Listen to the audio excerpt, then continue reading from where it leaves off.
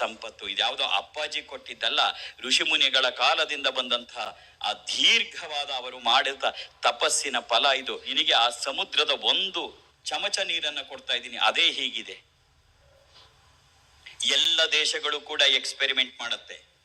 24x7 R&D sections ಕೆಲಸ ಮಾಡುತ್ತೆ, research and development. ಎಲ್ಲ ದೇಶಗಳು ನಿರಂತರವಾಗಿ ಕ್ಷಣ ಕ್ಷಣಕ್ಕೂ ಮಾಡ್ತಾ ಇರುತ್ತೆ ರಿಸರ್ಚ್ ಅಂಡ್ ಡೆವಲಪ್ಮೆಂಟ್, ಸಂಶೋಧನೆಗಳನ್ನ. ಯಾವುದ್ರ ಬಗ್ಗೆ? Various sources of energy. Electrical energy ಇರಬಹುದು, ಅಟಾಮಿಕ್ ಎನರ್ಜಿ ಇರಬಹುದು, ಹೈಡ್ರೋ ಎನರ್ಜಿ ಇರಬಹುದು, ವಿಂಡ್ ಎನರ್ಜಿ ಇರಬಹುದು.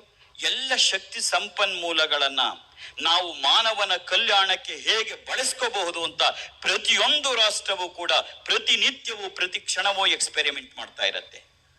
ಆದರೆ ಜಗತ್ತಿಗೆ ಈ ಶಕ್ತಿಯನ್ನೆಲ್ಲ ಮೀರಿದಂಥ ಒಂದು ಶಕ್ತಿ ಇದೆ, ಅದು ದೈವಿಕ ಶಕ್ತಿ. ಅದನ್ನು ಕೂಡ ಮಾನವನ ಕಲ್ಯಾಣಕ್ಕೆ ಬಳಸ್ಕೋಬಹುದು ಅಂತ ತೋರಿಸ್ತು.